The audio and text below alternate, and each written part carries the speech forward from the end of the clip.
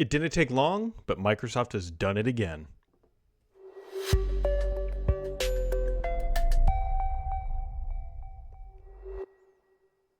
Happy Friday, friends. Hopefully you've had a wonderful week. I just fair warning, this whole podcast studio, while I said last week things had started to change, it has officially changed on my end. Actually, as I notice, the screen's still a little, or the camera angle's a little off. Got to do some fine adjustments. So hopefully everything comes across as expected, but the computer has moved. The whole setup has changed while it looks similar. Right? If you can hear that knocking, is now a treadmill also in this studio. So, yeah, the setup is almost complete. I can now play Xbox on this thing with this controller right here while I'm walking on the treadmill. So I'm going to be walking in a winter wonderland here, as this will be the last podcast before Christmas, which will be next Wednesday here in the United States, or I guess really around the globe, but it'll be on Wednesday.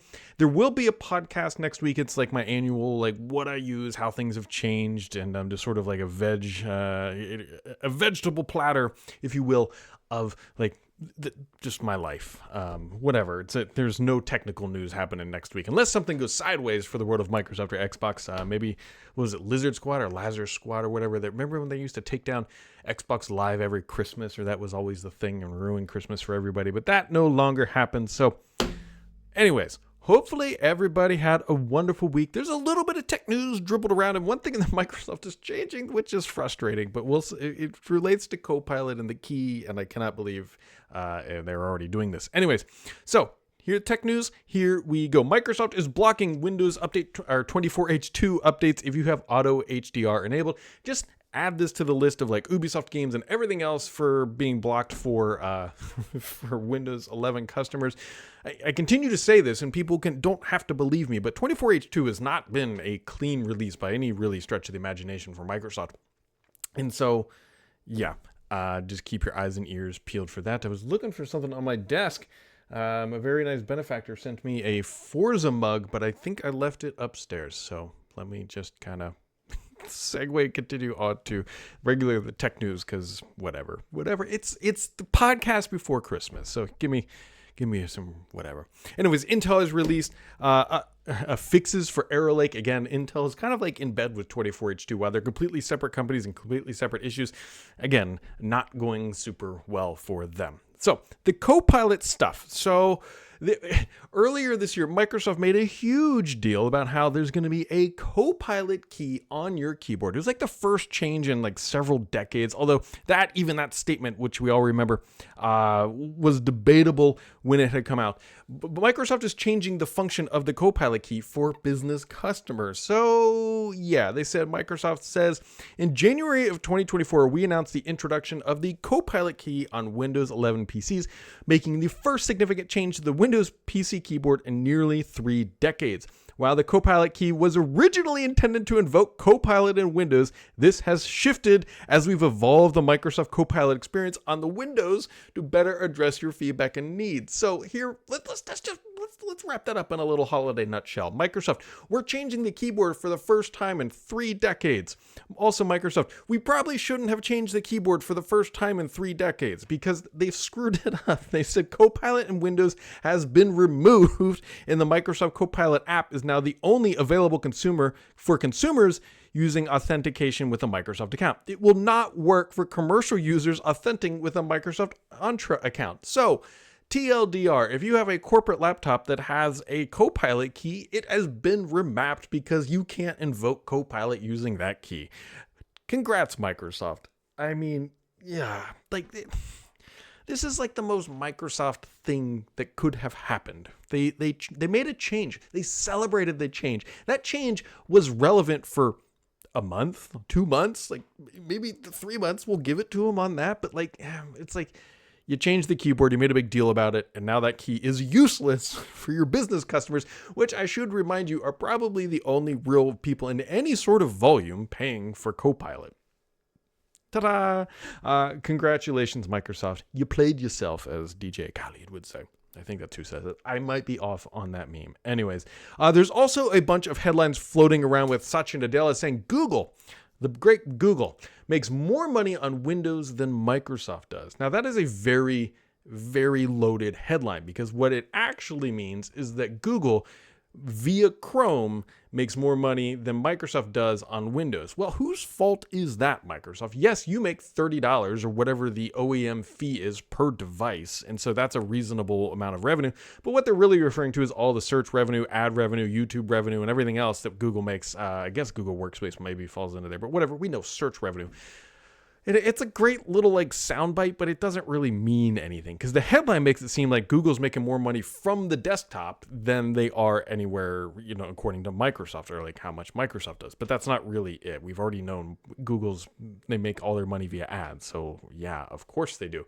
You could probably I wonder if you can make that same statement about iOS actually, because probably not. And here's the reason why, is because we already know that Google pays Apple billions of dollars to be the default search experience. So it's at least worth billions of dollars. We don't know how many dollars exactly, right? Because they got to climb past that payment amount, but it's got to be higher than that. So yeah, anyway, so there you go. One last thing here, to wrap up 2024, InCase, which bought all those Microsoft style accessories, or designed by Microsoft accessories as they're called now, is starting to ship some of them, not all of them. But if you go into InCase's website, you can find some modern mice that we would previously refer to. That the Microsoft logo no longer there, but it does say designed by Microsoft, and they are now, some of them I should say, are available. So if you really love some Microsoft peripherals, keep checking that news section over on their website, and maybe you'll see them here in the near future. But as they promised, assuming that those aren't just vanity, you can buy now, but they'll ship in 6 weeks or 6 months or whatever, they did deliver in 2024 those products. And as I hiccup there for a second, it's the end of the year, guys. Come on. It's a Friday before Christmas. Anyways, you can go do that stuff. So on to gaming news, if you will, because it's a gaming kind of whatever. More games that appear keep hitting the Microsoft Store, so it feels like more titles are going to start landing in Game Pass here in the near future. I feel like we have crested the hill of why is it happening so slowly that these games are landing? And then all of a sudden now Microsoft, I think, is going to start piling these things in as they go for a surge in the second half of this year for Game Pass. I think that is probably the strategy at this point. They're going to get through the holiday season with Indiana Jones, and there's some big titles coming early next year, not discounting those, but I think we're really going to start to see titles ramping up into Game Pass as Microsoft starts to get a little bit, dare I say, roll. The only reason I hesitate there is because it took them so long to get to this point, but here we are. Hey, it's better than never. So anyways, Black Ops 6, which is, by the way, a Microsoft title, pretty much admitted that their anti-cheat stuff is just not working out. So they're trying, and I feel like they say this every year. This is the statement: says, while we have made progress, we know more needs to be done, and we're eager to share details of our planned major updates coming in the new year. That's just talking about their Ricochet stuff. I feel like you could probably find a statement from them every year about this. The challenge is, and I empathize with them on this side, right? It's a cat and mouse game, right? Trying to find this stuff. People want cheaters banned. Everybody does. I think that's a given. But you got to make sure you don't identify legitimate people. And so and then there's new ways that cheaters are getting into the game, but it is pretty prolific. It is worse now than it has been probably in any recent time that I can truly remember. And so, yeah. Also, there's a great post over by Jez Corden on Windows Central where he talks about Xbox exclusives are going to be more rare going forward than the rule. And so that jives with everything that I have heard, and quite candidly, everything Microsoft has personified with this is now an Xbox sort of thing, right? This TV is an Xbox. There is an Xbox connected, but I can stream Xbox to the TV. My phone is an Xbox, the PC is an Xbox.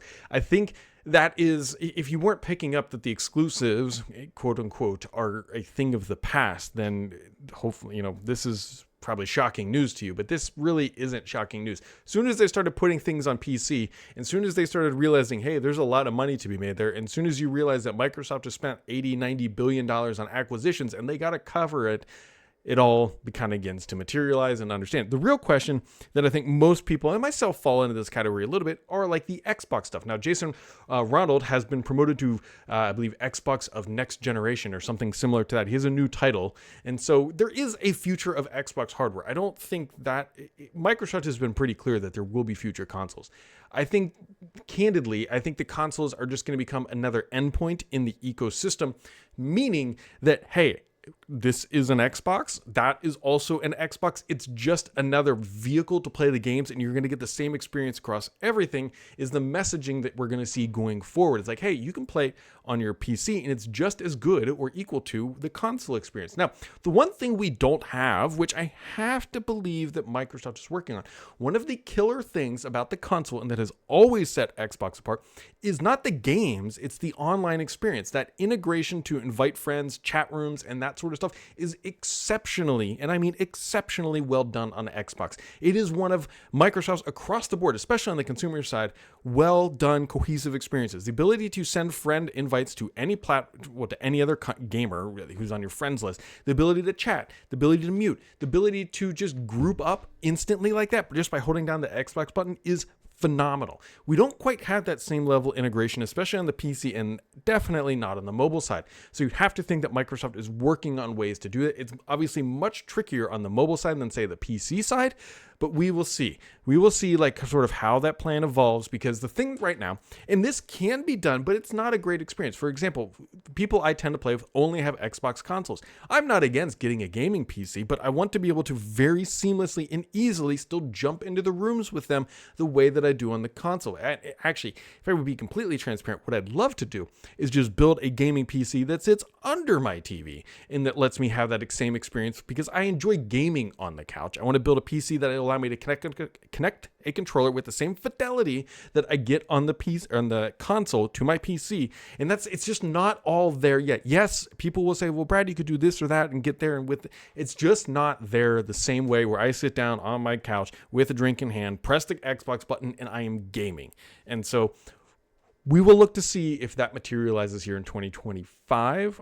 So that is something I will be keeping on the radar at the end of the day. Not a Copilot key. Slightly better than a Copilot key. Okay. Short week, like I said. So let's jump into the questions. Always my favorite part. Wrapping it up for the last, I would say, normal podcast for the year. We have Confused Geek dropping a double dose of questions. He says, how is Game Pass like Microsoft Office? Office were separate apps and only on Windows. Now it's a bundle on iOS and Mac. So, well, I think you kind of answered your own question there. So how is Game Pass like Office? It's the same way. It's a bundle of games. Remember, Game Pass is technically a finite number of games, same finite number of apps. It's now available on iOS. I don't think you could play games really on the Mac. You could stream them through cloud streaming, but right, it's a bundle of games that are available for play on various devices. You got console, you got PC, you've got mobile. So I think that's how it works for now. His second question is, he says, is it possible that Xbox purchasing ABK did not move the needle enough and increase in console sales much, and they just pivoted to third party because they are a business? Well, first off, it is important to remember, yes, they are a business. That is what they're there to do. They're there to make money, not to make friends. So I don't honestly think it has anything to do with console sales. It has everything to do with Game Pass subscriptions, because that's what literally Microsoft has told us to judge them by, not console sales. If Microsoft was truly just trying to ship hardware and just inflate those numbers, they would have shipped an Xbox Series X Pro, because they would have gotten people like me to rebuy a console, but that doesn't expand the user base, which means that they're not actually gaining what they want. Because again, most consoles are sold, especially this generation, at a loss or at very best around break even. They're not making money, and it's a one-time transaction. They much more want people into that subscription because, hey, you get 20 bones from me every single month, or whatever you're paying per month. Now, did it move the needle enough in the holiday season? We will find out. Microsoft is supposed to report that information near the end of January, as they typically do for the quarters, and from there we'll be able to deduce if they are in a good position or not. Again, the question becomes, what is a number? If they come out and said they got 50 million subscribers, that would be very healthy growth for them, because last we got were like mid-30s, if I remember correctly. So if adding 15 million would be monstrous. I don't think they added that many, but we will find out. I think this publisher maneuver and direction that they've gone was always the plan. I think they said, this is how we'll make money. This is what we can do, and this is where we excel. And so I think that has always been the direction. Codgart says, happy holidays, my friend. It has been a minute. Codgart, always happy to have you here. But everybody this week has a double dose of questions. Awesome. I love it.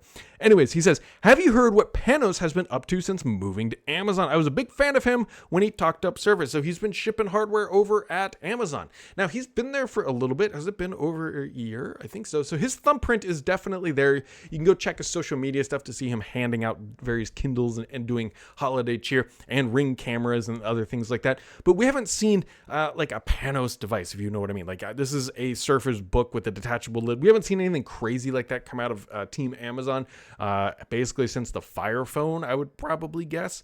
But yeah, I mean, he's been shipping hardware, but not like we're kind of used to over on the Windows side. He says his second question is, what is your favorite map in Black Ops 6, and what is the build you typically use? All right, I'm going to get a lot of eye rolls on this one because my favorite map is Nuketown. It is Nuketown. I've always loved Nuketown. Nuketown is chaos. Nuketown is love. Nuketown is life. Now, the question about your loadout is a good one because the nice thing about Nuketown is even though it's a very small and chaotic map, not nearly as chaotic as Shipment. I'm like every other Call of Duty player. I love the small, crazy maps. So not like Shipment. There are some new ones. I can't think of there's a bunch of new ones that are actually pretty good too. There's one that's like four layers or 4 steps pointing up towards the middle. I think it starts with a B. It's in Iraq. I can't remember, although most of the maps are. Anyways, loadout, XM4. If I'm playing Warzone, XM4 is a phenomenal weapon, just well-rounded. But if I'm playing Nuketown, it just depends because I like to go after the daily challenges. So I run everything from an full auto pistol all the way up to, you can't really run a sniper on that map, to marksman rifles. You can get some distance shots. So I don't have a favorite build. I just have builds that's my grind map. That is really it. And Mr. PKI, as everyone else has done, a double dose of questions to end the week. He says, any insight to a rumor that a big game is being delayed into 2026? Xbox has reportedly delayed a big title according to Pure. Was it Pure Xbox that reported this? Or no, it was Jeff Grubb. I don't know. I am not sure. So this is, remember when Xbox got in a lot of trouble, I think it was E3 when that still existed, like these games are launching in the next 12 months. So they have really gotten away from that until they are absolutely sure. And I suspect that this was probably a title that did not have a release date that was always pretty far into the end of 2025 holiday season, would be my guess. So that would be it. That's realistically my guess. And he says, ending question of the week, and realistically ending question of like the normal podcast series. It says, do you have an Indiana Jones game ready for us review? No. I myself have tried it and find it quite fun if you like single player campaigns. So, Mr. PKI, here is my promise to you. I have this treadmill now. I have this TV here, and I have my other Xbox hooked up to this TV. My plan over break, besides walking on this treadmill, which we just got, and that's why this is all happening now, is to play the single player campaign on this TV while on the treadmill walking. I'm going to eventually be doing more cardio on there than just walking, but this is a great way to, rather than sitting on a couch and playing a single player game, I can walk on the treadmill now and play Indiana Jones. And so ask me in 2 weeks, because that is my plan, my friend, for doing the game of the Jones. It's gotten wonderful reviews. I'm happy to hear that you like it as well. And it seems like if you're a fan of the series, it has been justly served from everybody who has played it. And so I've already got it downloaded on here, and now I just gotta get these boots made for walking, if you will. So there you go, guys. Like I said, shorter. I almost knocked my water over on my desk. That would have been real bad. Shorter week. I keep saying shorter week, but it's the week before Christmas. Next week is going to be silent, right? Nobody's dropping anything. It's just going to be if something goes sideways, which hopefully, honestly, doesn't happen for anybody or any company. And it's just a good holiday season. And as we are signing out here, my friends, I hope everybody genuinely has a good holiday, whether it's Hanukkah, Christmas, or whatever else you celebrate. I hope that your holiday season here goes well. I will catch all of you on the other side of these holidays and just before the new year.